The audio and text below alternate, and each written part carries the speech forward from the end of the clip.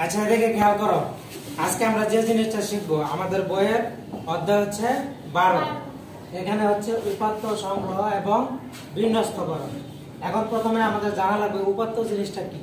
উপাত্ত হচ্ছে কোনো বিষয় সম্পর্কে, কোনো কিছু সম্পর্কে কিছু জিনিস জোগাড় করা, জানা। যেমন এই যে আমাদের ক্লাসরুম অনেক কিছু আছে না, তাহলে আমরা এই তথ্যগুলি নিব। যেমন আমাদের ক্লাসরুমের দরজা আছে, জানালা আছে, বেঞ্চ আছে, চেয়ার আছে, টেবিল আছে, আছে না? এগুলো হচ্ছে আমাদের উপাত্ত। যখন আমরা কাজ করব এই উপাত্তগুলি আমরা নিব। এরপর বিন্যস্তকরণ মানে কি? বিন্যস্তকরণ হচ্ছে এগুলিকে সাজানো। সাজানো জিনিস দেখলে আমাদের ভালো লাগে না, সুন্দর লাগে না, তাহলে আমরা এগুলিকে সাজাবো। এখন এই উপাত্ত সংগ্রহ এবং বিন্যস্ত করার জন্য আমাদের প্রয়োজন হচ্ছে টালি। টালি দিয়ে এটাকে আমরা সাজাবো। টালির মাধ্যমে অনেক বড় জিনিসকে ছোট করা সম্ভব, ছোট করা যায়। তাহলে আমাদের শ্রেণীকক্ষে প্রথমে আছে আমাদের দরজা। শ্রেণীকক্ষে কয়টা দরজা আছে? একটা। তাহলে আমরা টালি করে দিব, যে এইভাবে একটা দাগ দিলে হয় 1। আর এখানে হচ্ছে সংখ্যা হচ্ছে 1। জানালা কয়টা? 4টা।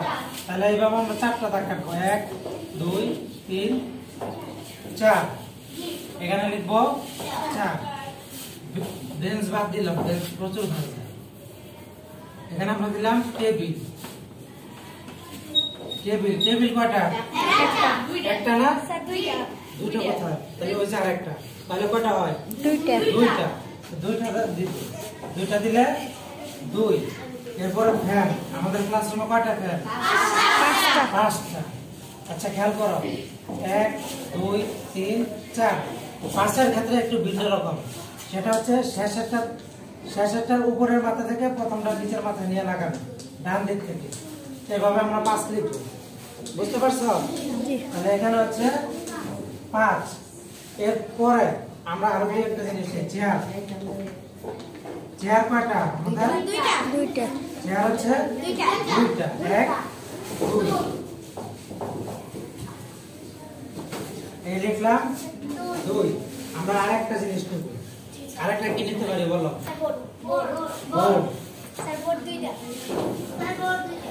বোর্ড। সাইডে আসো তো, আসো তাড়াতাড়ি আসো। বোর্ড কয়টা বলো আমাদের? তাহলে 2 কিভাবে লিখবে তুমি? লেখো তো।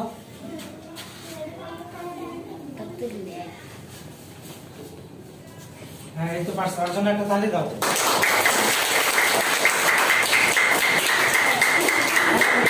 মাথায় রাখবো, আরেকটা জিনিস মাথায় রাখবো, আমাদের এই অঙ্কটা হইল কিনা, আমরা কিন্তু উত্তর দেখে বলতে পারবো। বলো তো কিভাবে?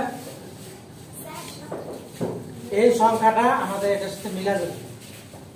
দেখো 1 4 5 7 12 14 16। দেখি এখানে আমাদের 16 হয় কিনা। দেখো 1 আর 4 5 2 7 5 12 2 14 মিলছে? এই অঙ্কগুলো কিন্তু অনেক সহজ, যদি আমরা একটু খেয়াল করে মনে রাখতে পারি। বুঝতে পারছো সবাই? এই হচ্ছে আমাদের উপাত্ত সংগ্রহ এবং বিন্যস্তকরণ। এখন আমাদের বইটাতে আমরা একটু দেখি। সবাই বইটা বের করে 138 পৃষ্ঠা বের করছো? এখানে আমরা উপাত্ত সংগ্রহ বিশ্লেষণ করবো। এখানে কিছু যানবাহনের ছবি দেওয়া আছে না? কি আছে? এটা কি? জিপ গাড়ি। তারপরে এটা কি? মোটরসাইকেল। এইটা কি? সাইকেল। তাহলে আমরা এই অঙ্কটার ক্ষেত্রে এখানে লিখবো জিনিসের নাম অথবা যানবাহনের নাম, টালি, সংখ্যা। এখানে তো সিরিয়ালে লিখবো বাস, জিপ গাড়ি, তারপরে মোটরসাইকেল, বাইসাইকেল। এভাবে আমরা লিখবো। এভাবে আমরা সাজাতে পারবো না?